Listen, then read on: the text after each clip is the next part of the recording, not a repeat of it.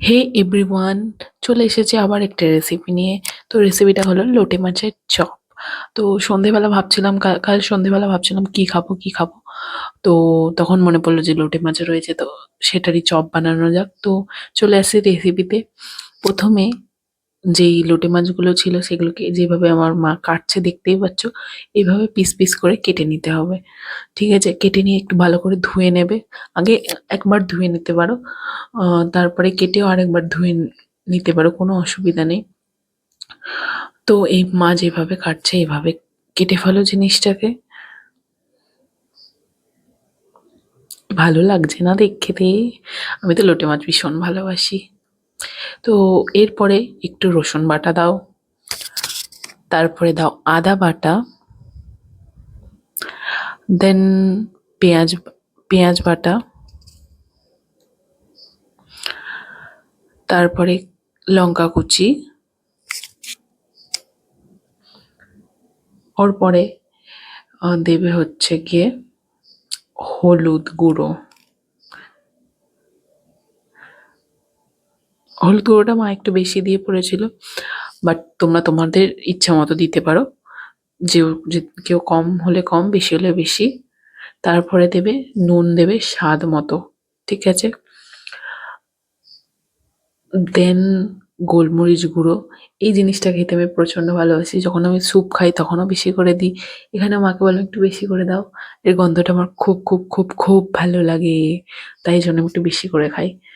এবার দিতে হবে কর্নফ্লাওয়ার। কর্নফ্লাওয়ার ১ চামচ দিতে পারো, একটু এক্সট্রা দিতে পারো, ভালো মানে তাহলে একটু বেশি আর কি, খেতে একটু মচমচে টাইপের হবে সেজন্যে। এরপরে দেবে হচ্ছে ময়দা। ময়দাটা উম, আমি এখানে লিখেছি ১ চামচ, বাট ১ চামচের বেশি যদি একটু দাও তাহলে আর একটু ভালো হবে। তো আমরা পরে একটুখানি দিয়েছিলাম। তারপরে ডিম, একটা ডিম দিলেই যথেষ্ট, একটা ডিম দিতে পারো। এরপরে দেবে হচ্ছে গিয়ে লেবুর রস। লেবুর রস, এটা আমি হাফ, একটা পাতিলেবুকে কেটে হাফ, সে লেবুটার রসটা দিলাম এখানে। ঠিক আছে, তারপরে এবার বাকি থাকলে হচ্ছে কি ধনেপাতা।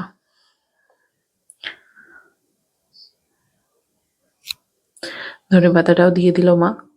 এটা বেসিক্যালি আমার মা বানাচ্ছে, আর আমি পাশে ভিডিও করছিলাম তোমাদেরকে দেখাবো বলে, বিকজ এটা খেতে ভীষণ টেস্টি হয়। তো ভাবলাম যে একটা ভিডিও করে তোমাদেরকে দেখাই। যেমন ঠেকুয়াটা যখন বানাচ্ছিলাম ভিডিও করেছিলাম, তাই এটাও ভিডিও করলাম।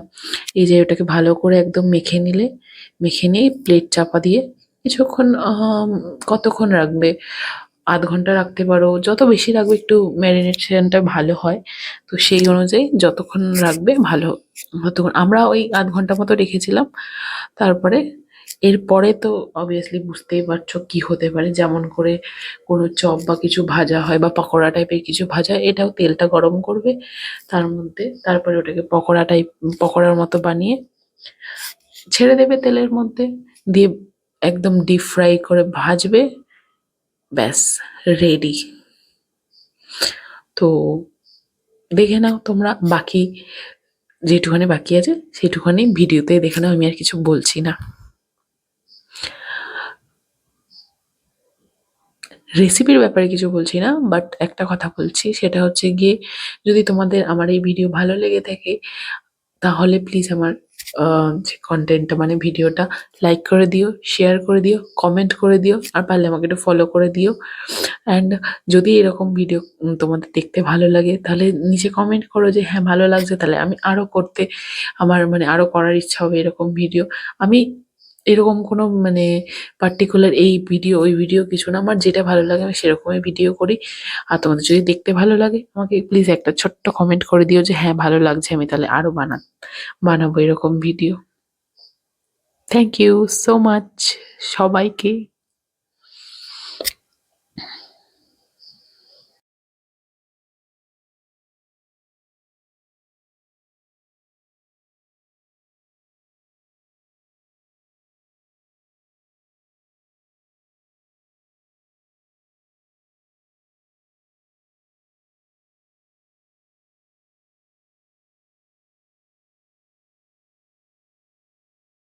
প্রায় ভাজা কমপ্লিট। এবার আসবে গার্নিশিং এর ব্যাপারে। তো আমি ভাবলাম যে একটুখানি পেঁয়াজ আর লঙ্কা দিয়ে সাজাই, তখন কালকে আমার কাছে কিছু ছিল না তেমন কিছু সাজানোর, তাই এইভাবে সাজিয়ে দিলাম। Hope you like it.